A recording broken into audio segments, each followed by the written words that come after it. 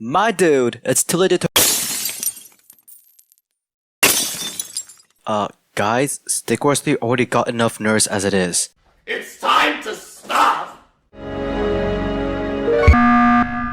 So, I've been playing Stick Wars 3 off-stream regularly, a side-scrolling strategy game where you can customize your own deck of armies. This game is an open beta, and for how long or short it's been out, holy mother of nerfs they hit hard. Sword Wrath OP, turn it into No Wrath! Eclipse's OP, Nerf Bomb! Toxic Deads, more like Tame Deads. Vault of Prudence, nerfs committed bank heists, and now it's a Vault of Nothing! These are all things people complain about at some point, then nerf to near obscurity. Now people are complaining about spiritual and summoning stuff, and knowing the developer's history of approaching game balance for Stick Wars 3 so far, they're obviously next on the chopping block.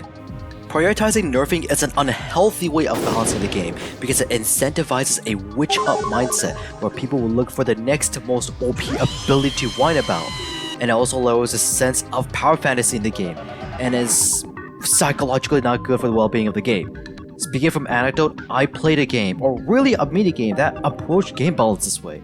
It's called Champions, a Minecraft kit PvP minigame where you can customize your kit's passive and abilities. The first few nerfs were alright and justified, but a few patches later, abilities were getting over-nerfed, and other abilities that were like totally fine, no one complained about them, were nerfed out of nowhere. Fun elements of the ability were also stripped out of the game, and the developers continued the cycle of nerfing whatever was the most overused or overpowered skill. Eventually, all my friends quit playing it because it wasn't fun anymore from all the nerfs it received. From their feedback, what the nerfs did is it made the game feel so much watered down and weaker, to the point it feels like a generic PvP minigame instead of its unique and wacky powerful like abilities and spells. There was even a time where an ability called Inferno that spews out a stream of fire was nerfed so badly it couldn't kill anything. Even when you invested everything you can to make it strong and blew your entire energy reserve on it, it still doesn't kill. An offensive ability was nerfed so badly it's totally incapable of doing its job. Well, fortunately I got them to revert it back, but still, the fact that something got nerfed to such a point is so disgusting to me. And I don't want to see anything remotely similar happen in Stick Wars 3. Nerfing is an direct and effective tool for balancing the game, but it psychologically feels bad anyway because we, as humans, are prone to something called loss aversion.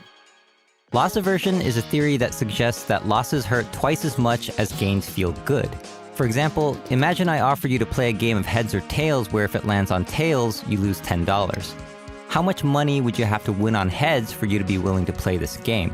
Psychologists found that people would accept the challenge starting at $20 for winning, which is exactly twice the amount you could lose. This implies that, for example, a Sword Wrath nerf of 10 less HP will feel 2 times worse than a buff of 10 more HP will feel good. They're both the same change in terms of number adjustments, yet the HP nerf feels worse than the HP buff anyway.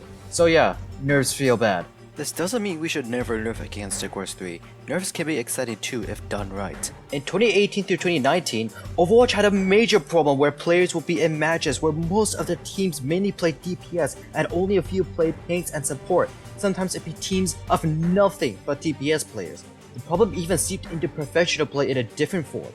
Top players would only run a composition known as GOATs, aka 3 healers and 3 tanks.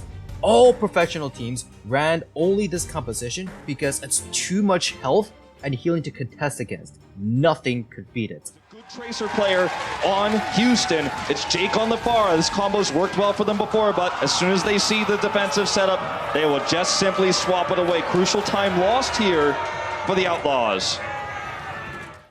The developers eventually addressed the problem by removing the player's liberty to play any hero and role by adding role queue, and only allowing a composition of 2 DPS, 2 tanks, and 2 healers. This change made the game a lot more fun because it guaranteed that players would be both in and against evenly balanced teams of roles. Certain caveats came with it, such as roll queue being enforced in the casual quick play mode, which I think was a dumb change, and increasing waiting times for DPS players, but putting those issues aside, it made the game fun to play. So the real objective of balancing a game is, believe it or not to just balance a game, but rather make it fun. Stick Wars 3 needs to be balanced around how it can be exciting to play, and it hasn't been going towards that direction at all.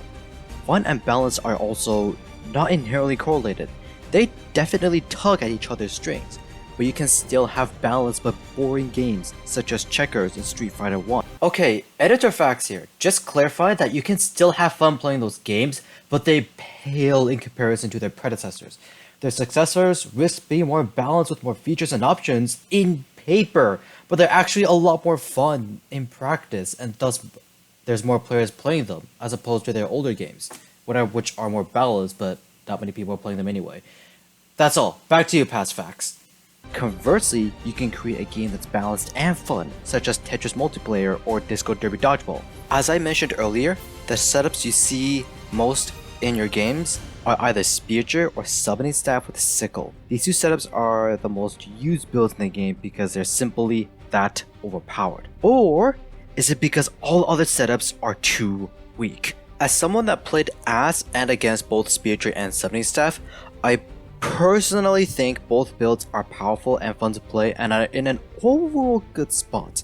While some light nerfs on Argidons and Summoning Staff would also help balance the game out a little more and make other options look a little more appealing, it still wouldn't solve the issue that other units and items just feel terrible to use because they're just not good. If the meta builds were nerfed but the weak items were untouched, players would just either flock over to whatever their next overpowered setup is, or just quit the game because their way of having fun is removed. Like when Ace used to main Roadhog in Overwatch, then he got nerfed to the ground. He quit playing because he played Roadhog for Roadhog, and its appeal was taken away from him.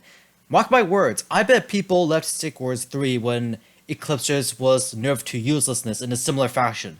This is why I believe that prioritizing buffing other units and items in the game, such as Eclipsers, Salvager Smithy, Secret Tunnel, and so on, would have a healthier impact for the game. When other items are buffed enough to catch the eyes of both casual and veteran players, they'll flock over to trying that item out of curiosity, while still having the option to go back to their meta builds either to win or have fun.